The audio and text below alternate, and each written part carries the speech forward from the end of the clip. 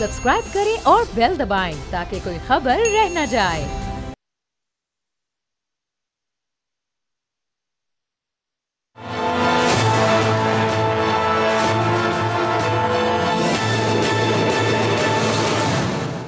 अस्सलाम वालेकुम, आप देख रहे हैं प्रोग्राम तज्जिया। मैं हूं अरबाब जहांगीर और आज मियां नवाज शरीफ को एक और बड़ा अदालती रिलीफ मिला। अल अज़ीज़िया रेफरेंस में आज उनकी बरियत का फैसला सामने आया और एक के बाद एक कानूनी पेचीदगी उनकी ख़त्म होती जा रही है। अब इससे पहले हम देख रहे हैं कि बड़ी प्रोएक्टिव अप्रोच के साथ मुस्लिम लीग नवाज़ पूरे मुल्क में मुख्तलिफ सूबों में जाकर सीट एडजस्टमेंट्स कर रही है और फिर आज के फैसले के बाद यकीनी तौर पर एज़ जमात मुस्लिम लीग नून में भी और मियां नवाज शरीफ में ख़ुद एक एतमाद उनका मज़ीद बढ़ा होगा। लेकिन ये बरियत का फैसला तो आ गया। अब सवाल यहाँ पर यह पैदा होता है कि उनकी जो 62(1)(f) के तहत डिस्क्वालिफिकेशन का मामला है वो अब मजीद कितना वक्त लेगा। अगर 2-4 रोज़ के अंदर इलेक्शन कमीशन की जानिब से इलेक्शन शेड्यूल का ऐलान हो जाता है और फिर एक डेट सामने आ जाती है कागजात नामजदगी जमा करवाने की, तो क्या डिस्क्वालिफिकेशन ख़त्म हुए बगैर, उसका हतमी फैसला हुए बगैर मियां नवाज शरीफ को कागजात जमा करवा सकेंगे या नहीं करवा सकेंगे? अभी मजीद कोई पेचीदगी या चैलेंज उनके लिए मौजूद है या नहीं? और फिर इस वक्त जो उन्होंने सिंध में सीट एडजस्टमेंट की MQM पाकिस्तान के साथ और मुख्तलिफ सूबों में दीगर जमातों के साथ की हैं, ये कितनी कारामद साबित हो सकती हैं और आगे फिर क्या मंजरनामा इलेक्शन के करीब और इलेक्शन डे पर बनने जा रहा है? इसी पर गुफ्तगू करते हैं। मौजूद मेहमानों का आपसे तारुफ करवाते हैं। रऊफ सिद्दीकी पाकिस्तान के सीनियर रहनुमा हमारे साथ मौजूद हैं। नसरुल्लाह मलिक साहब सीनियर तज्जियाकार हमारे साथ मौजूद हैं। राजा खालिद महमूद साहब माहिर कानून हैं, हमें ज्वाइन कर चुके हैं। बहुत शुक्रिया तमाम मेहमानों का। रऊफ सिद्दीकी साहब, गुफ्तगू का आगाज़ आपसे करते हैं। ये आज एक बड़ा फैसला आया, ज़ाहिर है आप सीट एडजस्टमेंट भी करने जा रहे हैं नून लीग के साथ, तो मियाँ साहब को जो रिलीफ मिल रहा है और आप लोग का जो उनके साथ इत्तेहाद है, किस तरह आगे जाकर मामलात बनते देख रहे हैं? नून लीग ही आपकी नज़र में सबसे बड़ी जमात इलेक्शन में सामने आने वाली है? देखिए, मैं इसको अलहदा करके अगर गुफ्तगू करूँ तो ज़्यादा बेहतर रहेगा कि एक तो हमारे ये इत्तेहादी हैं, कदर नज़र इस बात के जो फैसला अदालतों से उनको मिला है और जो उनके हक़ में फैसले आए हैं, बुनियादी बात यह है कि मुस्लिम लीग नवाज ने बड़ी बहादुरी के साथ ये मुकदमात लड़े पूरे 5-6 बरस में, कदर नज़र इस बात के कि उनको बड़ा विक्टिमाइज किया गया। उनकी लीडरशिप भी जेलों में रही, उनके वकला ने और उनकी लीडरशिप ने बड़ी बहादुरी के साथ मरियम नवाज साहबा ने कदर नज़र इस बात के कि उनके क्या कॉन्सिक्वेंसेस होंगे, उन्होंने एक एक चीज़ एक्सपोज की। इन 4-5 बरसों में नतीजा ये है कि ये मंतकी अंजाम तक ये मुकदमे आ गए और तमाम जजेस जो थे, ज़्यादातर जजेस जो 22 थे जिन्होंने इस अदलिया के साथ खिलवाड़ किया, खुद इंक्लूडिंग चीफ जस्टिस हजरात जैसी लेवल के ऊपर, तो वो सब एक्सपोज करते रहे। तो ये तो फैसले आने थे, ये भी काफ़ी ताख़िर हो गई, लेकिन बहरहाल इंसाफ तो होना चाहिए था, जो इंसाफ हुआ है इसमें तो कोई दो राय नहीं है। ये जितने भी मुकदमात थे तो जब शुरू हुए थे, जो चल रहे थे, उसी ज़माने में ही ये फारिग हो चुके थे, लेकिन ज़ाबत है पॉलिटिकल विक्टिमाइजेशन की वजह से चलाया जा रहा था और कुछ लोगों को नवाजने का एक सिलसिला जारी था। बहरहाल अब आ जाइए दूसरी तरफ, जो आपने गुफ्तगू फरमाई कि जो MKM का जो इत्तेहाद था, देखिए MKM का इत्तेहाद तो पीपल्स पार्टी के साथ फितरी होना चाहिए था, लेकिन उन्होंने खुद इतना दूर किया है गुज़िश्ता 10-15 बरस के अंदर कि उन्होंने तो बिल्डोज करके रख दिया सिंध का शहरी इलाका पूरा, कराची, हैदराबाद, नवाबशाह, सक्कर, मीरपुर खास, और ख़ासतौर पर कराची के बारे में तो आप लोगों के खुद इल्म में कि कराची तो अब उन 4 शहरों में भी नहीं रहा पूरी दुनिया के अंदर जहाँ पे रहा जा सकता है। आप बताइए कि जो लोग ये कह रहे हैं कि यार रहा नहीं जा सकता, वहाँ हम लोग जिंदगियाँ गुजार रहे हैं, तो ये तो इन्होंने खुद इस जगह पे लाके खड़ा किया कि अब इनके साथ तो क्या बातचीत की जा सकती है, इनसे क्या उम्मीद की जा सकती है। अच्छा रऊफ साहब, ये जो आपका इत्तेहाद है और ये अब इसका कितना आगे फ़ायदा होने जा रहा है, कितना आप इससे फ़ायदा उठा सकते हैं, इस पर थोड़ा सा ज़रा आगे चलकर मैं इससे आप थोड़ी सी तफसीली भी इस पर बात करूँगा। पहले ज़रा मैं नसरुल्लाह मलिक साहब से और राजा खालिद साहब से ज़रा मियाँ साहब के इस फैसले पर जो आज उनकी बरियत हुई है, इस पर उनका पॉइंट ऑफ व्यू भी ले लूँ। नसरुल्लाह मलिक साहब, इस वक्त एज़ जमात मुस्लिम लीग नून और ख़ुद मियाँ नवाज शरीफ के एतमाद में इस फैसले के बाद कितना इजाफा हुआ होगा कि अब ये भी बरियत हो गई है? अब वो जो 62F की डिस्क्वालिफिकेशन वाला मामला है, अभी उस पर राजा साहब मज़ीद थोड़ी रोशनी डालेंगे, तो आप पहले बताइएगा कि ओवरऑल एतमाद बढ़ा है नून लीग का, आगे अब और कॉन्फिडेंट होकर अपनी इलेक्शन कैंपेन करेगी? देखिए, मैं समझता हूँ कि मुस्लिम लीग नून का एतमाद उसी दिन बढ़ गया था जिस दिन 9 मई के वाक़यात हुए थे, क्योंकि उस वक्त तहरीक इंसाफ शदीद दबाव का शिकार हुई और आज तक तहरीक इंसाफ उन मुकदमात के अंदर उलझी हुई है। अब अगर ये देखें कि पंजाब के अंदर बेशतर जो लीडरशिप है PTI की वो उन मुकदमात का सामना कर रही है या कुछ मुकदमात से भागी हुई है। तो इस लिहाज से मियां नवाज शरीफ ने वापस आके जो मुश्किलात फेस करनी थी उन्हें वो मुश्किलात फेस नहीं करनी पड़ी ड्यू टू के PTI जो एक 9 मई के वाकयात और मुल्क के अंदर एस्टैब्लिशमेंट के साथ जिस तरीके से टकरा चुकी थी। रऊफ सिद्दीकी साहब ने दुरुस्त एक बात कही कि जिस तरीके से मियां नवाज शरीफ या मरीम नवाज ने इन मुकदमात का सामना किया, हमने देखा कि पाकिस्तान तहरीक इंसाफ उस तरीके से अपने खिलाफ होने वाले मुकदमात का सामना करने के लिए तैयार नहीं आई। 134 जो है बार मियां नवाज शरीफ पेश हुए एहतसाब अदालत 1 और एहतसाब अदालत 2 के बाद, और तकरीबन 183 के करीब समातें थी जिसमें से कुछ समातों की वजह से उन्हें इस्तिस्ना दिया गया। तो मैं समझता हूँ जिस तरीके से नैब के ये मुकदमात थे, अगरचे बारहा मियां नवाज शरीफ से कहा गया, और आपको याद होगा एक नशिस्त में साबिक army chief general Qamar Javed Bajwa ने भी कहा था कि हमने तो प्राइम मिनिस्टर से कहा था कि वो बेशक पेश ना हो, एहतसाब के जो बुलाया जा रहा है उनको इस हवाले से वो ना हो जाके अपने आप को पेश करें, क्योंकि इन पनामा के पेपर्स के साथ उनका नाम उनका नहीं था। लेकिन मियां नवाज शरीफ ने कहा कि नहीं, वो अदालतों में पेश होना चाहते हैं, और उसके बाद जितनी समातें हुई वो उसमें जाते रहे और कोई किसी अदालत के अंदर ना लड़ाई थी ना झगड़ा था। फिर उनके मुकदमात के फैसले आए, अगरचे वो कोर्ट्स जिस तरीके से साकिब निसार साहब ने पूरी दुनिया को मैनेज किया हुआ था वो भी पूरी कौम के सामने है। ना सिर्फ मियां नवाज नसरुल्लाह मलिक साहब, ये जिस तरीके से ये नैब का पूरा किरदार रहा, खासतौर पर मियां नवाज शरीफ साहब की वापसी के बाद इस केस की जितनी भी समातें हुई, आज भी उन्होंने इस मामले को एक फॉर्मेलिटी के तौर पर सिर्फ ये कहा कि एहतसाब अदालत आप इसको वापस शिफ्ट कर दें। अब क्या आपको लगता है कि आगे सुप्रीम कोर्ट में हायर फोरम में वो जाकर इसको चैलेंज करने की इंटेंशन रखते होंगे? प्रोसिक्यूशन वाला जो एक वो मजबूती थी, कोई मुस्तहकम प्रोसिक्यूशन तो हमें इस पूरे केस में नजर ही नहीं आई है कहीं। देखिए, बुनियादी तौर पर तो ये जितने फैसले हुए, मैं ये नहीं कहता मियां नवाज शरीफ में कोई कोताही नहीं होगी या कुछ चीजें ऐसी नहीं होंगी जिसके ऊपर उनके खिलाफ बात पुरस नहीं की जानी चाहिए, लेकिन जिस तरीके से पनामा पेपर्स के बाद एक पूरा माहौल बनाया गया कि शरीफ फैमिली को सियासत से निकालना है, साकिब निसार साहब उसका हिस्सा थे, और ना सिर्फ साकिब, जो आपको याद होगा असद सईद खोसा साहब के जो रिमार्क्स थे, ये अदालती तारीख ऐसे रिमार्क्स किसी सियासतदान या किसी वज़ीर आज़म के खिलाफ शायद ही कभी किसी दुनिया की किसी तारीख में किसी ने दी हो। लेकिन ये सारा प्लानिंग के साथ जब ये डिसीजन किया गया कि उनको पाकिस्तान की सियासत से निकालना है, तो ये सारे फैसले फिर आते रहे। उस दबाव का शिकार जिस तरीके से अदालतें थी, उसके बाद बहुत से वाकयात खुलकर सामने आ गए। आज मैं समझता हूँ कि अगर उनको रिवर्स किया जा रहा है, अच्छी बात है, ऐसी चीजें होनी चाहिए, और अगर आज भी कोई गलत मुकदमात बन रहे हैं, मैं समझता हूँ उनको भी रोक दिया जाना चाहिए। देखिए, पोलिटिकल विक्टिमाइजेशन के मुकदमात नहीं होने चाहिए। रऊफ सिद्दीकी साहब भी इससे इत्तेफाक करेंगे, किसी का बाजू मरोड़ने के लिए, किसी को सियासत से इन करने के लिए, किसी को आउट करने के लिए उनके ऊपर ऐसे मुकदमात, सियासी करप्शन के मुकदमात नहीं बनाने चाहिए, क्योंकि बाद में ऐसे मुकदमात स्टैंड नहीं कर पाते। ठीक है, चलें रऊफ साहब, नसरुल्लाह साहब पॉइंट आपका आगे। चौधरी जाफर इकबाल साहब भी नून लीग के सीनियर रहनुमा हमें ज्वाइन कर चुके हैं। चौधरी जाफर साहब, ये आज का फैसला भी आया, नसरुल्लाह मलिक साहब भी कह रहे थे कि ये पॉलिटिकल विक्टिमाइजेशन के मुकदमात नहीं होने चाहिए, लेकिन ये अफसोस की बात है कि हमारी कोई भी हुकूमत हो उस दौर में इस तरह के केसेस भी सामने आते हैं जो फिर बाद में जाकर नल एंड वॉइड हो जाते हैं। तो अब ये आज नून लीग तो यकीनन सेलिब्रेट कर रही होगी कि अब मियाँ साहब ही आपके प्राइम मिनिस्टर के कैंडिडेट, तमाम शकूक व शुबात खत्म हो गए आज के फैसले के बाद। नून लीग क्या सेलिब्रेट करेगी कि 7 साल इस मुल्क के ज़ाया कर दिए गए। नून लीग ये सेलिब्रेट करेगी कि हमने मोटरवेज का जो काम शुरू किया था वो 7 साल का तातुल का शिकार हो गया। नून लीग क्या सेलिब्रेट करेगी कि पिछले 4 साल में कोई एक बिजली घर न लग सका।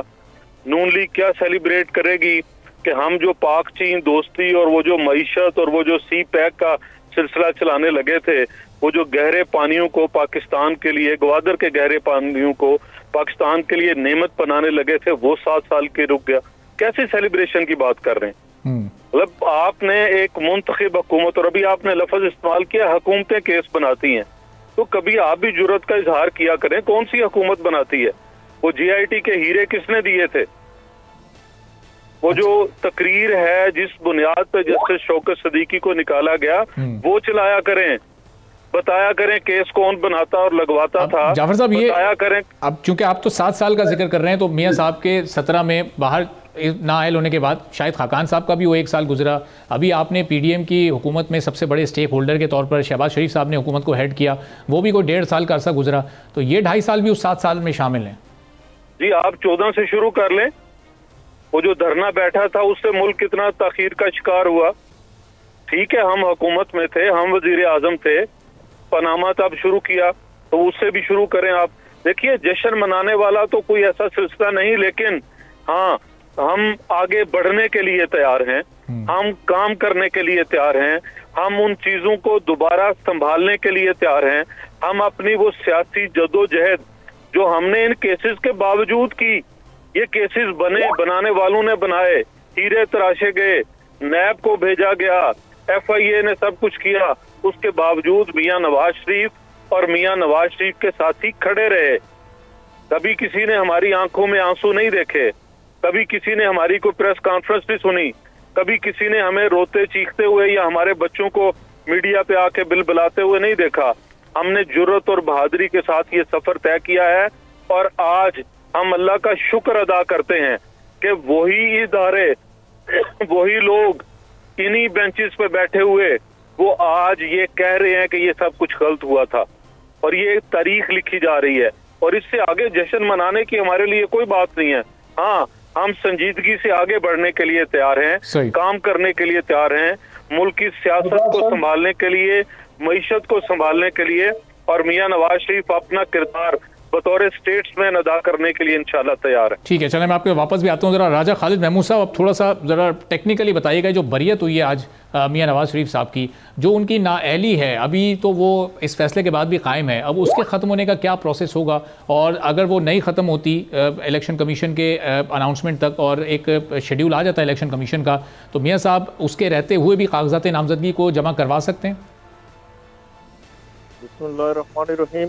अरबाब साहब, पहली बात है कि जो उनकी बरियत हुई, मैं समझता हूँ कि इन केसेस में था ही कुछ नहीं, नैब बिल्कुल हेल्पलेस था। और ये तो आज की बात ना करें, 2 साल पहले की बात करें कि जब मरियम साहिबा और कैप्टन सफदर साहब के केसेस की समाअत हो रही थी इस्लामाबाद हाई कोर्ट के रूबरू, तो यही जजेस साहिबान थे, इन्होंने बार बार ये क्वेश्चन रेज किया जी कि इन्हें आप कनेक्ट करें उस प्रॉपर्टी के साथ, इन्हें लिंक करें, तो उनके पास कुछ नहीं था। Even an iota of evidence was not available to them. तो फिर क्या हुआ कि नैब ने उस वक्त चूंकि चेयरमैन थे उसके जस्टिस जावेद इकबाल साहब, तो वो मोटिवेटेड थे, वो किसी के बीहेस्ट पे काम कर रहे थे और नवाजना इमरान खान साहब को था। तो फिर ये हुआ कि 1 साल के अंदर 6 प्रोसिक्यूटर्स नैब के तब्दील हुए, लेकिन कुछ भी वो रिकॉर्ड पे नहीं ला सके, जिसके नतीजे में वो दोनों लोग बरी हुए। उस वक्त भी कोर्ट की ऑब्जर्वेशन ये थी कि अगर मियां नवाज शरीफ भी यहाँ पे मौजूद होते, दो he is not before us, ये कोर्ट इस तरह से कहती थी, अगर वो भी मौजूद होते तो आप उनका लिंक भी साबित नहीं कर सकते थे। हमारे सामने वो मौजूद नहीं है, तो लिहाजा हम उन्हें ज्यादा डिस्कस नहीं कर सकते। उसी वक्त हर खासवाम को ये अंदाजा हो गया था कि जब भी मियां साहब कोर्ट्स के सामने आए, उन्होंने सरेंडर किया, वो बरी हो जाएंगे। और अब जब नैब सामने आई तो उससे पूछा गया कि आपने बड़ी फोर्स के साथ, फुल फोर्स के साथ इसे वहाँ पे कंटेस्ट किया था एहतसाब कोर्ट के रूबरू, तो अब आप कहते हैं कि जी हमारे पास कहने को कुछ नहीं, तो हम तो खाली हाथ हैं। तो नैब वालों का कहना ये था कि चूंकि इसकी इन्वेस्टिगेशन हमने नहीं की, ये एक JIT कॉन्स्टिट्यूट हुई थी और उस JIT का बैकग्राउंड था कि किसी व्हाट्सएप कॉल के नतीजे में वो कॉन्स्टिट्यूट हुई। लेकिन JIT की जो आज ये बताएं कि नैब की जानिब से जो अदालत को इस्तदा की गई कि इसको दोबारा से एहतसाब अदालत भेज दिया जाए, तो ये फिर क्या नैब दोबारा इसको प्रोसिक्यूट करना चाहता था? नहीं, मैं आता हूँ उस तरफ। अब जब ये हुआ कि उनके पास कुछ भी नहीं था कहने को, तो उन्होंने कहा जी कि वो रेफरेंस चूंकि उन्होंने फाइल किया था, नहीं हमारे लिए नैब ने इसमें सिर्फ एक डाकखाने का या डाकिए का रोल अदा किया कि जाके कोर्ट में रेफरेंस फाइल कर दिया। अब रेफरेंस फाइल हुआ, उसके नतीजे में जो जजमेंट्स आई, उन जजेस में से एक वो फोत भी हो चुके हैं, अरशद मलिक साहब की वीडियो ऑन रिकॉर्ड है, उसके नतीजे में उन्हें नौकरी से भी हाथ धोना पड़े। उन्होंने कहा मुझे प्रेशराइज किया गया। जस्टिस शौकत अजीज सिद्दीकी साहब ने, यानी वो कमिंग चीफ जस्टिस थे इस्लामाबाद हाई कोर्ट के, उन्होंने कहा कि इस तरह से हमें अप्रोच किया गया कि ये काम आपने करना है, मैं नहीं कर सकता, तो लिहाजा उन्हें बगैर सुने, आज भी उनका केस सुप्रीम कोर्ट के रूबरू मौजूद है, बगैर सुने उन्हें फारिग कर दिया गया। जो कि कानून का असूल है कि one should not be condemned unheard, तो उन्हें कंडेम्ड अनहर्ड किया गया। अब आपका जो सवाल है कि नैब ने जो कहा कि जी आप इसे वापस कर दें, मुझे समझ नहीं आती। ये बिल्कुल एक बेतुकी दलील थी, चूंकि कोई ऐसी डेफिशिएंसी हो या तो एक्स पार्टी प्रोसीडिंग हुई हो या कोई एविडेंस रिकॉर्ड पे लाना चाहें, तो फिर वो कोर्ट ये समझे कि ये एक लेकुना रह गया जिसे ट्रायल कोर्ट ही दूर कर सकती है, तो लिहाजा वो उसे रिमांड करती। लेकिन एक फुल फ्लैज ट्रायल हुआ, तो ट्रायल होने के बाद ये सजाएं हुई, तो फिर हाई कोर्ट ने ही अपील की सूरत में उसे डिसाइड करना था, नीचे भिजवा के तो मजीद कई साल उसमें नहीं लगवाने थे। फिर मैं दूसरा जो आपका डिस्क्वालिफिकेशन के हवाले से क्वेश्चन है 62(1)(f) की जो डिस्क्वालिफिकेशन, जी बस ब्रीफली जरा चंद सेकंड में लगे, मैं फिर रऊफ साहब की तरफ जाऊंगा। जी मैं आता हूँ। अब 62 की जो डिस्क्वालिफिकेशन है 62(f) की, वो आप देखें कि कहीं पे भी कॉन्स्टिट्यूशन में ये नहीं लिखा हुआ कि लाइफ टाइम डिस्क्वालिफिकेशन का कोई कंसेप्ट नहीं है। Neither it is provided in the constitution nor it is available in the election act. अब सुप्रीम कोर्ट के उस वक्त के जजेस ने वो लाइफ टाइम डिस्क्वालिफिकेशन कहाँ से निकाल के मियां नवाज शरीफ को और जहांगीर तरीन को डिस्क्वालीफाई किया, ये समझ से बालातर है। और उस वक्त के जो चीफ जस्टिस थे साकिब निसार साहब, उन्होंने बिल्कुल बबांगे दौल ये कहा था मीडिया के रूबरू कि हमने अगर मियां नवाज शरीफ को डिस्क्वालीफाई किया है तो हमने जहांगीर तरीन को भी तो किया। इसका मतलब है कि वहां पे बैलेंस किया जा रहा था, ये गलत फैसले थे। अब इसका होगा क्या कि एक जो जी पॉइंट आपका आ गया, बस मैं जरा वापस आपकी तरफ आता हूँ। जरा रऊफ सिद्दीकी साहब से मुझे पूछना है कि रऊफ साहब, ये हम देखते हैं कि पीडीएम की हुकूमत में भी अब बहुत सारी जमातें शामिल थीं और अब एक बार फिर नून लीग और आपका सबसे पहले इत्तेहाद हुआ, सीट एडजस्टमेंट हुई और उसके बाद नून लीग ने तमाम सूबों में जाकर ये एडजस्टमेंट्स किए हैं। तो क्या माइंड मेक हो चुका है, तय हो चुका है कि किन किन जमातों को मिलकर आगे हुकूमत का हिस्सा बनना है अगर नून लीग सबसे बड़ी जमात होती है? और शायद पाकिस्तान पीपल्स पार्टी और PTI को छोड़कर तमाम ही जमातों के साथ ऐसा लग रहा है इस वक्त नून डील कर रही है। तो रऊफ साहब, क्या आगे एक मखलूत हुकूमत ही बनने जा रही है? तय हो चुका आप लोगों के दरमियान? नहीं, अब बात यह है कि ये तो तय 8 फरवरी को होगा ना, जब वोट डाले जाएंगे और सियासी जमातें जीत के आएंगी। लेकिन एक सियासी तजिया अगर हम बैठ कर अभी करते हैं और फिर MKM की पोजीशन को सामने रख के देखते हैं कि तो MKM तो है प्रोविंस सिंध के अंदर, क्योंकि सिंध के शहरी इलाके जो है हम रायती सीटों पे यहाँ पे जीते थे। 2018 में हमसे ज़बरदस्ती जबरन और सीने पे बंदूक रख के हमारी नुमाइंदगी छीन के इस्लामाबाद में तकसीम की गई थी PTI को। लेकिन तो बहरहाल हमारा जो कैलकुलेशन है, ज़ाहिर बात है कि हम तो एक कॉन्क्रीट बुनियादों के ऊपर जिससे भी बात की, तो माहिदा किया, रिटर्न माहिदा किए जिन्होंने इस पर इम्प्लीमेंट नहीं। जी अच्छा, रऊफ साहब आपका कनेक्शन जी रऊफ साहब आपको आवाज आ रही है? जी आ रही है। जी चलें, अब आपकी आवाज भी आ रही है। बात ये है, अच्छा रऊफ साहब कह रहे हैं कि सीने में बंदूक रख के आपका मैंडेट लिया, PTI को दिया, फिर उसी जमात के साथ आप इत्तेहादी भी रहे, हुकूमत में शामिल रहे, और अब नून लीग के साथ आप हंसी खुशी अपना मैंडेट उनको दे रहे हैं कि वो आए, सीट एडजस्टमेंट करें, यहाँ कराची से कुछ सीटें ले लें, बदले में आपको क्या मिल रहा है? नहीं, मैं आपको पहले उसको इसमें मिक्स नहीं कीजिए। हम वो भी जो हुकूमत के साथ हमारा शराकतदारी थी वो भी जबरन थी, हम इनके साथ कंफर्ट नहीं थे और उन्होंने खैर करना भी क्या था। अच्छा, अभी जो बात है वो ये थी कि हमने एक अमेंडमेंट सामने रखी है कि तमाम ज़िलों को आपने एम्पावर करना है, पूरे पाकिस्तान को। यही पाकिस्तान की तरक्की का और पाकिस्तान के अवाम हाल है, और उसके ऊपर हमारी बातचीत हुई है। प्लस अब जो इलेक्शन आने वाले हैं सामने, तो उसमें बहुत सारी सीटें ऐसी हैं जिसमें हम अगर अंदरूनी से न खड़े हो तो हम इलेक्शन तो नहीं जीत सकते, लेकिन हम दूसरे को जीतने भी नहीं दे सकते।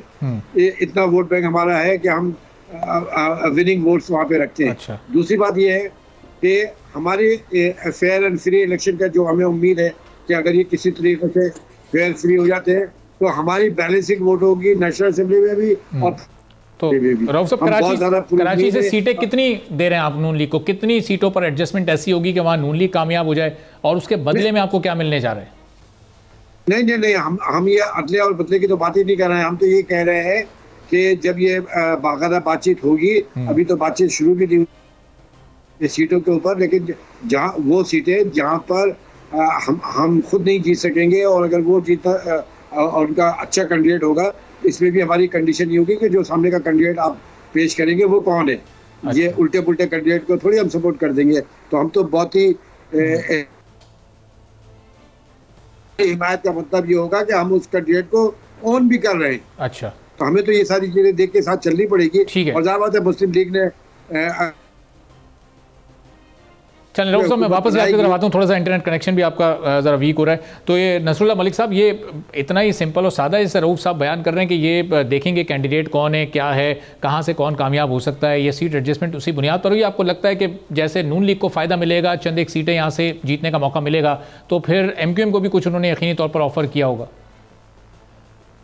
देखिए, मैं समझता हूँ MQM की समझती है कि कराची की वो नशिस्तें जहाँ पे MQM के पास वोट बैंक तो है, लेकिन वहाँ वो जीतने की पोजीशन में नहीं है। और ख़ासतौर पे मुस्लिम लीग नवाज का वोट बैंक, जो बल्दिया टाउन की अगर आप बात करें, अगर आप जो है वो मलीर की तरफ बात करें, तो जहाँ पीपल्स पार्टी और PMLN मध्य मुकाबल हो सकती हैं, तो MQM की सपोर्ट से PMLN वो 2-3 नशिस्तों के ऊपर अच्छे मुकाबले की पोजीशन में आ जाती है। तो ये वो सीट्स हैं जहाँ पे MQM सरेंडर करेगी। बाकी सीटों पे MQM मुस्लिम लीग नवाज को सपोर्ट नहीं करेगी, बल्कि अपने उम्मीदवार ही लेकर आएगी, और वही MQM को सूट करता है। और बता MQM ये समझती है कि आने वाली हुकूमत के अंदर अगर PMLN की इत्तेहादी हुकूमत बनती है, तो बिफोर इलेक्शन अगर उनका इत्तेहाद जो बन रहा है, ये सीट एडजस्टमेंट हो रही है, उसका फायदा हुकूमत साजी में हो सकता है। MQM इस पोजीशन में आ सकती है कि वो उनके वोटों के साथ अगर हुकूमत को मुकम्मल सपोर्ट मिलती है, तो वो कुछ चीजें अपनी बुनियादी बनवा सकते हैं। एक MQM की ख्वाहिश है 18वीं तरामीम में कुछ चीजों के हवाले से, खासतौर पर बल्दियाती सेटअप और फाइनेंशियल मैटर्स के हवाले से MQM ने ये अपनी तजावीज़ मुस्लिम लीग नवाज की लीडरशिप के सामने रखी हुई हैं कि बल्दियाती इदारों के हवाले से हमें सपोर्ट करेंगे आप।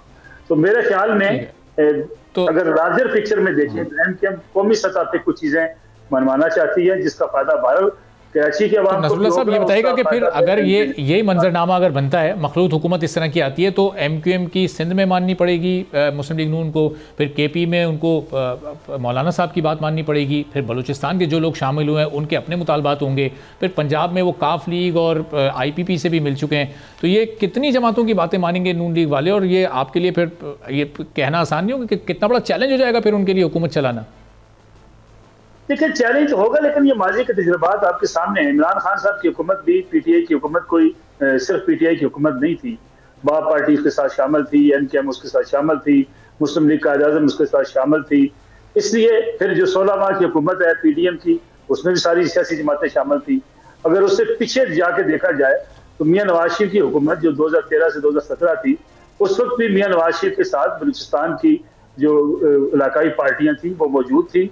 इसलिए 2 साल के लिए उन्होंने वजारत आला भी मुस्लिम लीग नून और जो डॉक्टर अब्दुल मालिक के माबैन जो है वो डिवाइड कर दी थी। तो मेरे ख्याल में पाकिस्तान की अगर देखा जाए सियासी हुकूमतें अगर बुर्दबारी का मुजाहरा करें, अपने इत्तेहादियों को साथ लेकर चलें, ये माजी में तजर्बा नाकाम नहीं रहा, चलता रहा है। लेकिन देखना ये है कि सियासी जमातें किस एजेंडे पर मुतफिक होकर आगे बढ़ती हैं। ठीक है, चलें आने वाले वक्त में ये भी वाज़ेह हो जाएगा। बहुत बहुत शुक्रिया नसरुल्लाह मलिक साहब, रऊफ सिद्दीकी साहब, राजा खालिद मरी, जाफर इकबाल साहब हमारे साथ मौजूद है। एक ब्रेक लेंगे और ब्रेक के बाद पाकिस्तान पीपल्स पार्टी का मौक़िफ़ भी जानेंगे इस पूरी सूरत हाल पर। फैसल करीम कुंडी साहब हमारे साथ पीपल्स पार्टी के रहनुमा मौजूद होंगे एक ब्रेक के बाद।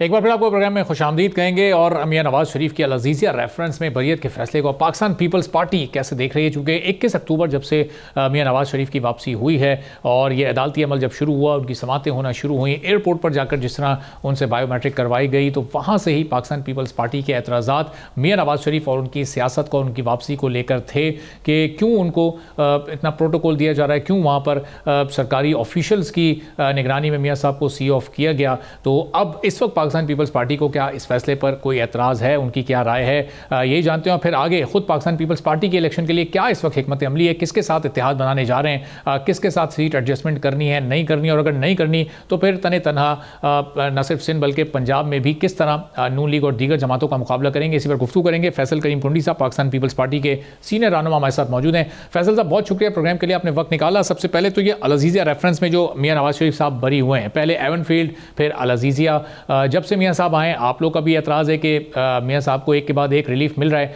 इस फैसले पर आपका क्या रद्द-ए-अमल है, पार्टी की क्या राय है, क्या कहेंगे इस पर? बिस्मिल्लाहिर्रहमानिर्रहीम। देखें, पहले भी कोर्ट्स ने मियां साहब को विक्ट किया था और आज अदालतें उनको जो है वो बेल दे रही हैं। पाकिस्तान की इंसाफ के निज़ाम का हमें भी ये समझनी है कि जो कोर्ट्स है वो पहले ठीक थी या कोर्ट्स आज ठीक है, क्योंकि पहले ये कोर्ट्स के जज तो शायद ना हो, लेकिन ये अदालतें थी जो कि धड़ाधड़ सजाएं दे रही थी। आज वही अदालतें धड़ाधड़ जो है वो जमानतें दे रही हैं और बरी कर रही हैं। तो ये हमारी समझ से बाहर है और अवाम की समझ से बाहर है कि इस मुल्क में क्या हो रहा है। जब तक इस मुल्क में सही अदल और इंसाफ नहीं होगा तो ये तमाशा लगा रहेगा। तो फैसला, ये जो नून लीग को अदालत से रिलीफ मिल रहा है, आप लोग इस पर भी एतराज़ कर रहे हैं। नून लीग जो सीट एडजस्टमेंट कर रही है इस वक्त, उस पर भी आपको एतराज़ है। वो हर सूबे में जा रहे हैं, वो इलेक्शन से पहले अपने नंबर गेम को अपने कंट्रोल में लाने की कोशिश कर रहे हैं। ज़ाहिर है उनका भी मुकाबला है, आपका भी मुकाबला है आपस में, तो फिर ये इस पर एतराज़ क्यों है? वो अपनी तैयारी कर रहे हैं, वो अपने नंबर्स को पूरा करने की कोशिश कर रहे हैं, हर सूबे में जाकर पहले से लोगों के साथ हाथ मिला रहे हैं, सीट एडजस्टमेंट्स कर रहे हैं। देखिए, पाकिस्तान पीपल्स पार्टी ने माजी में भी कोई इत्तेहाद सच नहीं बनाए। हमने बहुत कम जगहों पे माजी में भी सीट एडजस्टमेंट की हैं और अभी भी हमारा ये है कि हम शायद सीट एडजस्टमेंट करें, हम इत्तेहाद नहीं बनेंगे। हमारा फोकस जो है वो इलेक्शन के बाद का इत्तेहाद है, नंबर गेम्स के बाद। जब नंबर गेम्स आएंगी सियासी जमातों के पास, उसके बाद हम इत्तेहाद को जो है वो करते हैं। पाकिस्तान पीपल्स पार्टी कोई तनहाई का शिकार नहीं है। पाकिस्तान पीपल्स पार्टी अपने कैंडिडेट्स के साथ, अपने मंशूर के साथ आवाम में जाएगी और इस वक्त वाहिद जमात है पाकिस्तान पीपल्स पार्टी जो इस वक्त आवाम में मौजूद है। बिलावल भुट्टो जरदारी साहब ने, हमारे पार्टी के चेयरमैन ने खैबर पख्तूनख्वा में 7-8 कन्वेंशन किए। वो आज गुजरावाला में कन्वेंशन कर रहे हैं, कल पेशावर हाई कोर्ट बार से भी खिताब कर रहे हैं, खवातीन का कन्वेंशन पेशावर में कर रहे हैं। तो वाहिद लीडर हैं कि जो अपना एक बयानिया लेके अवाम में मौजूद हैं। बाकी लोग तो ये कोशिश कर रहे हैं कि इलेक्शन मुलतवी हो जाए और इलेक्शन में हम अवाम का सामना न करें। हम लोग हैं, पाकिस्तान पीपल्स पार्टी है कि जो अवाम में मौजूद है, बाकी लोग अवाम का सामना नहीं कर सक रहे हैं। जी, लेकिन फैसल साहब, ये आप कह रहे हैं कि आप आगे चलकर seat adjustment Pakistan Peoples Party करेगी, तो वो किसके साथ करेगी? कोई जमात नून लीग ने छोड़ी नहीं है। सिंध में वो MQM के साथ मिल चुके हैं, JUI भी उनके इत्तेहाद में शामिल होने जा रही है, GDA भी मिल सकती है। बलूचिस्तान के तो लोग ही उनकी जमात में शामिल हो गए। KP में मौलाना साहब उनके साथ हैं। पंजाब में आप आ जाएँ तो IPP चौधरी शुजात साहब 15 साल बाद उनसे उनकी मुलाकात हो गई है। तो वो कौन सी जमात बची है जिससे आप इत्तेहाद करने जा रहे हैं? सिर्फ आप और पाकिस्तान तहरीक इंसाफ ही बचते हैं बस? देखिए, टाइम तो आने दें ना, बिफोर टाइम तो बात नहीं कर सकते ना, टाइम आने दें। नहीं होगी तो हम खुद लड़ेंगे। अच्छा। और इलेक्शन के बाद ये देखें, ये सियासी जमातें जो थी पहले PTI की इत्तेहादी भी थी, अदम एतमाद में मेजोरिटी सियासी जमातें जब शहबाज शरीफ साहब को वोट कर रही थी, उनके जरदारी साहब थे। तो जब टाइम आएगा इलेक्शन के बाद के इत्तेहाद का, जब हमें पता चलेगा कि गेम अब होनी है, तो फिर इंशाल्लाह हम एक्टिवेट होंगे और अपने इत्तेहाद बनाएंगे। तो फैसल साहब, अभी बज़ाहिर तो ये बड़ा मुश्किल लग रहा है कि आप ये तमाम जमातें जो नून लीग के साथ मिल रहे हो पीछे हटें। क्या पाकिस्तान तहरीक इंसाफ के साथ आपका इत्तेहाद हो सकता है? अभी इसको खारिज अज़ इम्कान तो नहीं करार दिया जा सकता? देखिए, जब इलेक्शन होगा और पार्लियामेंट में मेंबर्स आएंगे जिन जमातों के आएंगे और जब बैठेंगे पार्लियामेंट में, तो हमारा कोई नहीं है। हमारे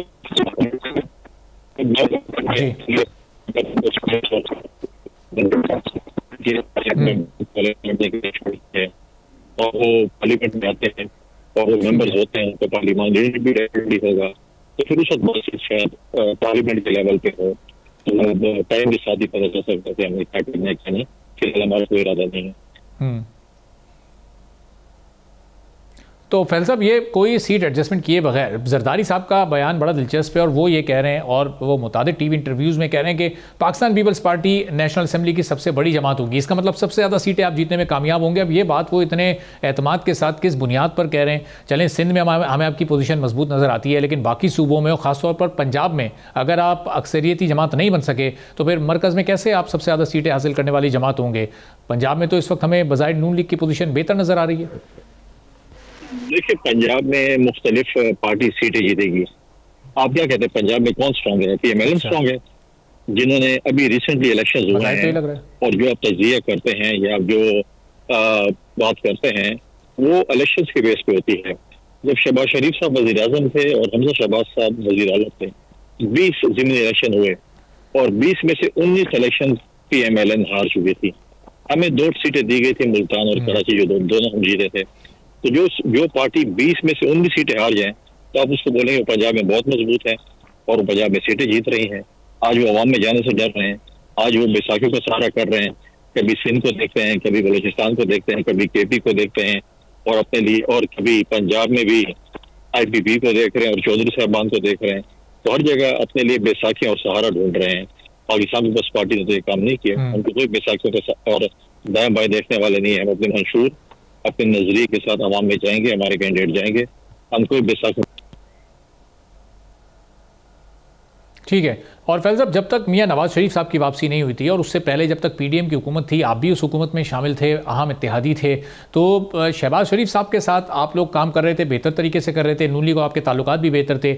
मियां नवाज शरीफ साहब की वापसी के बाद ये ताल्लुकात क्यों ख़राब हुए? आने वाले इलेक्शन में अगर फिर उसके बाद अगर आप लोग को साथ बैठना पड़ता है तो आप लोग के लिए नून लीग का कौन सा प्राइम मिनिस्टर काबिल कबूल होगा? वज़ीर आज़म शहबाज शरीफ साहब हों या फिर नवाज शरीफ साहब हों? देखें, इससे पहले पाकिस्तान में फ्री एंड फेयर इलेक्शन होना बड़ा जरूरी है।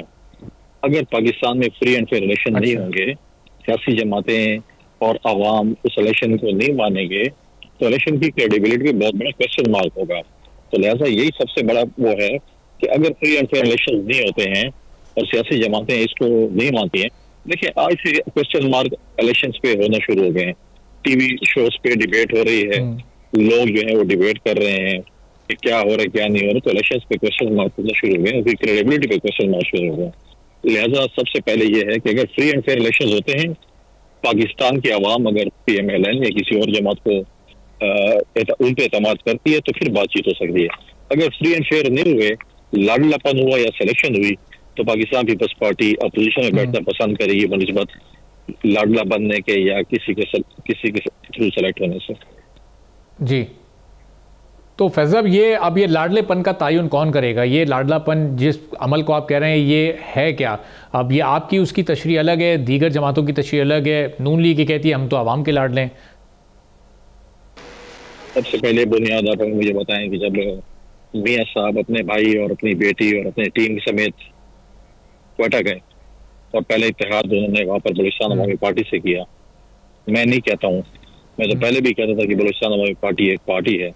मियां साहब क्या कहते थे, शहबाज शरीफ साहब क्या कहते थे और मरियम साहबा क्या कहते थे, उनके पार्टी के लोग क्या कहते थे, उनके जरा क्लिप्स अगर हमें सुनवा दें आप अपने प्रोग्राम में, तो हम फिर उसका तयन कर लेंगे कि उनके मुतालिक वो क्या बात करते थे, कि वो कौन लोग हैं, किसके इशारे पे चलते हैं, किस कैसे हैं, क्या बात करते। जब गिलानी साहब को, यूसुफ गिलानी साहब को अपोजिशन लीडर के लिए उन्होंने सेंड में वोट दिए, तो क्या लोग कहते थे। मरियम साहब तो शेम के नारे मारी थी और पता नहीं क्या कुछ कहती थी।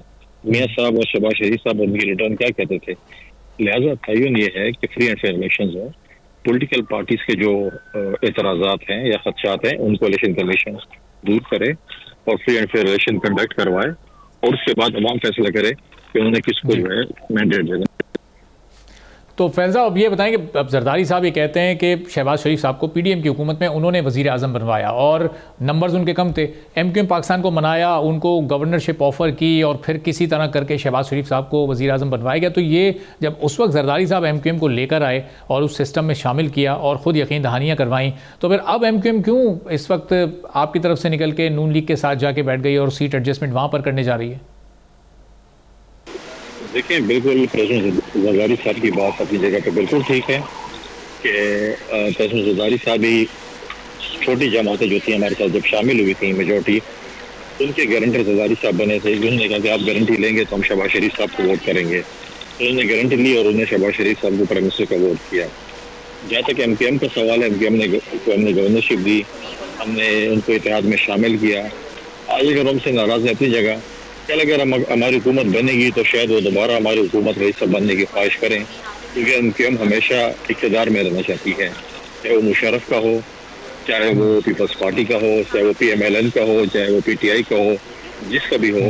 MKM बगैर इक़्तिदार के नहीं रह सकती और इक़्तिदार का हिस्सा जो है वो नजरिया ज़रूरत के तहत बनना चाहती है, तो अगली जिसकी भी हुकूमत आएगी तो उसका हिस्सा वो बनेंगे। ठीक है, बहुत बहुत शुक्रिया। फैसल करीम गुंडी साहब पाकिस्तान पीपल्स पार्टी रहनुमा हमारे साथ मौजूद थे और कह रहे थे कि MKM नून लीग के साथ इसलिए गई है कि वो हमेशा इख्तिदार में रहते हैं और जो जमात भी हुकूमत में होती है वो उसका पार्ट बन जाते हैं। अब देखना यह है कि पाकिस्तान पीपल्स पार्टी किस तरह से इन तमाम इत्तेहादों का और सीट एडजस्टमेंट्स का मुकाबला कर पाती है। आने वाले चंद दिनों में बहरहाल सूरत हाल वाज़ेह होती जाएगी। एक छोटा सा ब्रेक लेंगे और ब्रेक के बाद जब वापस आएंगे तो आपको बताएंगे कि पाक फ़ौज के जवानों ने आज भी शहादतें दी हैं और एक कामयाब कार्रवाई भी की गई है। क्या उस कार्रवाई की तफसीलात हैं और किस तरह से कई जवानों ने में शहादत नोश किया। एक ब्रेक के बाद इसकी तफसील।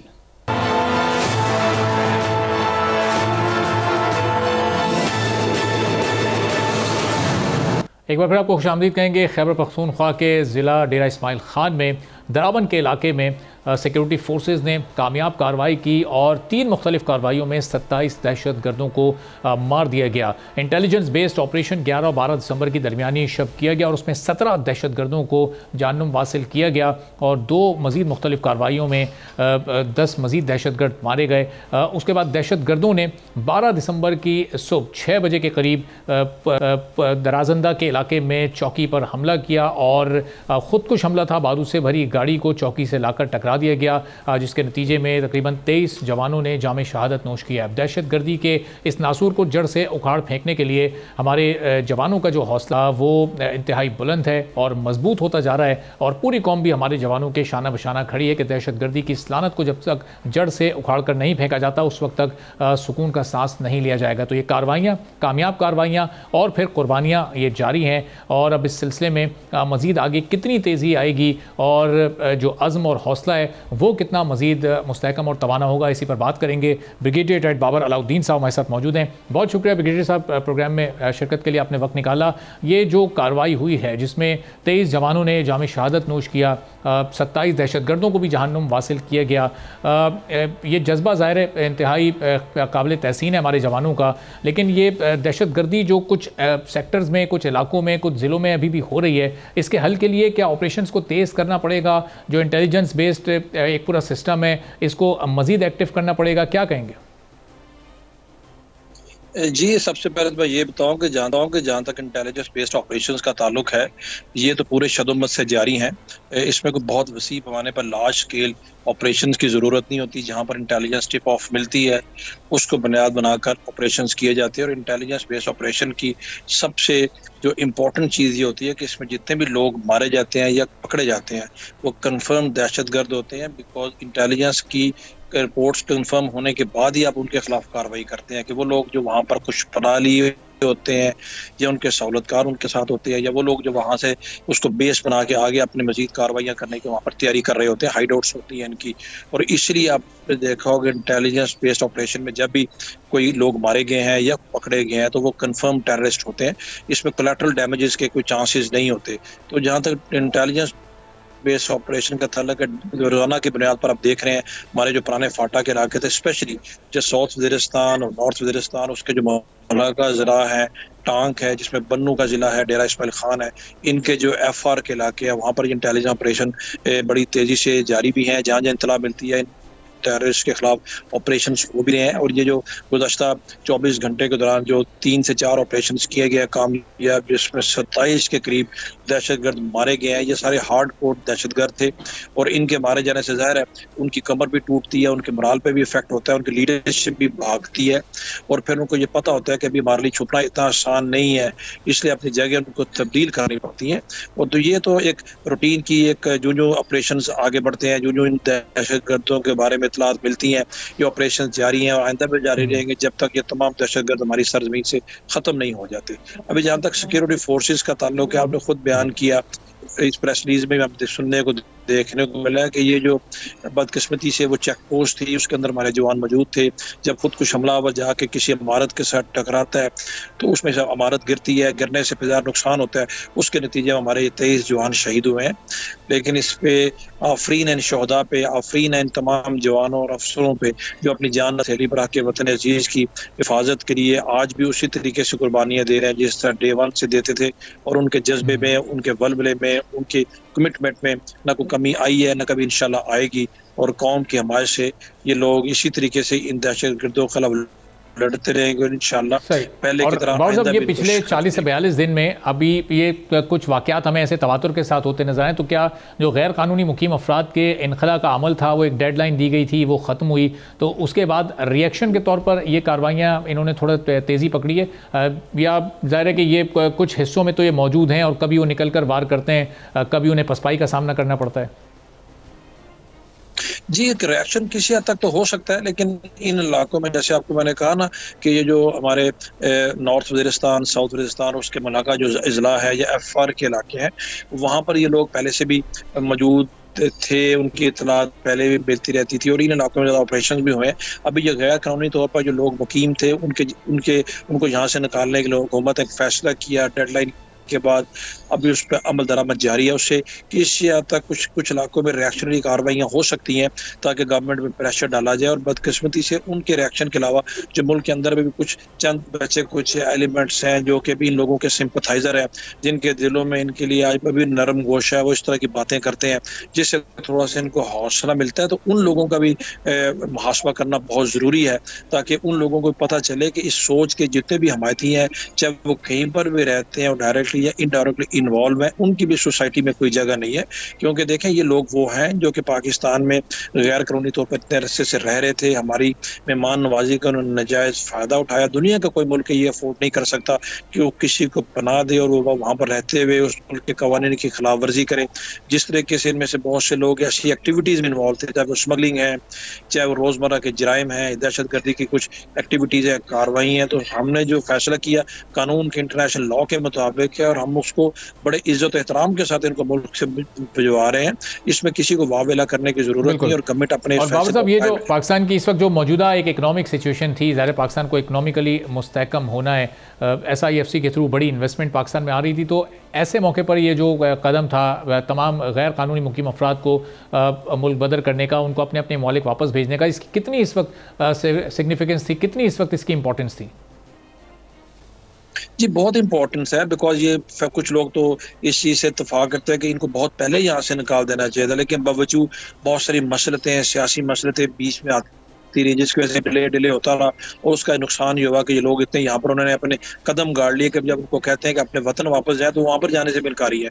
अभी जब पाकिस्तान की इकोनॉमिक सिचुएशन अल्हम्दुलिल्लाह बेहतर हो रही है, फॉरेन डायरेक्ट इन्वेस्टमेंट भी आ रही है, मुल्क के अंदर भी इकोनॉमिक कंडीशन बेहतर हो रही हैं, तो ऐसे में इन लोगों की जो एक्टिविटी थी स्पेशली स्मगलिंग ओरिएंटेड या दूसरी गैर कार्रवाइयाँ, उससे इन्वेस्टर भी परेशान होता है, उससे इकोनॉमिक एक्टिविटी भी कम होती है, मुल्क के अंदर अनसर्टेनिटी भी बढ़ती है।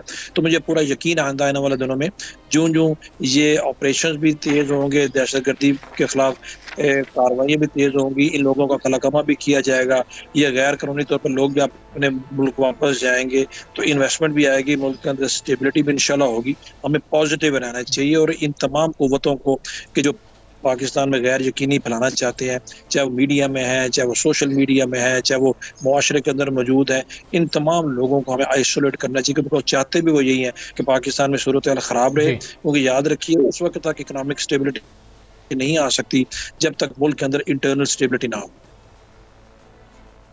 ठीक है अब्बास साहब, जिस तरह से अभी हमारी पाक फ़ौज ये ऑपरेशन कर रही है और पूरे मुल्क में ये दहशतगर्दों को ख़त्म करने का, उनका कला कमा करने का सिलसिला जारी है, इस ऑपरेशन की कंटिन्यूशन कितनी ज़रूरी है जब तक ये दहशतगर्दी मुकम्मल तौर पर इसका खात्मा ना हो जाए? जी ऑपरेशनल की कंटिन्यूटी ज़ाहिर है बहुत ज़रूरी है, क्योंकि जब तक आप ऑपरेशन मंतकी अंजाम तक नहीं लेके जाएंगे इनका कला काम नहीं हो सकता। अगर बीच में वो गैप आ जाए या बीच में कोई वक्फा आ जाए तो इन लोगों को ब्रीदिंग स्पेस मिल जाती है। जैसे माजी में हमें देखा कि जब नेगोशिएशंस के नाम के ऊपर इन लोगों को ब्रीदिंग स्पेस दी कि उससे दोबारा इन्होंने अपने को रीऑर्गेनाइज कर लिया, तो इस वक्त हमें डिटरमेंट है कि इनको हमने रीऑर्गेनाइज नहीं करने देना, ब्रीदिंग स्पेस नहीं देनी। चाहे हीले बहानों से ये कोई ना कोई वक्त हासिल करने की कोशिश करते हैं, उस दौरान फिर ये अपने आप को रीगैदर करते हैं, री एस्टैब्लिश करते हैं। तो इस दफ़ा कम से कम ये ज़रूर है और फौज भी और गवर्नमेंट भी इस बात पे कमिटेड है पूरी कि इनको हमने इस दफ़ा यहाँ से इनका हमेशा के लिए इंशाअल्लाह ताला तला कमा करके छोड़ना। इस दफ़ा कम से कम इसमें ऑपरेशन में ठीक है। बहुत शुक्रिया बाबर अलाउद्दीन साहब, ब्रिगेडियर बाबर अलाउद्दीन साहब हमारे साथ मौजूद थे। कह रहे थे कि इन कार्रवाइयों की कंटिन्यूशन और इस सिलसिले को जारी रखना बहुत ज़रूरी है ताकि दहशतगर्दों को दोबारा सर उठाने का मौका ना मिल सके और कामयाबी के साथ पाक फ़ौज की ये कार्रवाइयाँ जारी रहेंगी। और अज़्म और हौसला न सिर्फ पाक फ़ौज के जवानों का बल्कि हमारी कौम का भी बुलंद है। आज के प्रोग्राम को वाइंड अप करते हैं, इसी के साथ इजाज़त दीजिए। अल्लाह हाफ़िज़।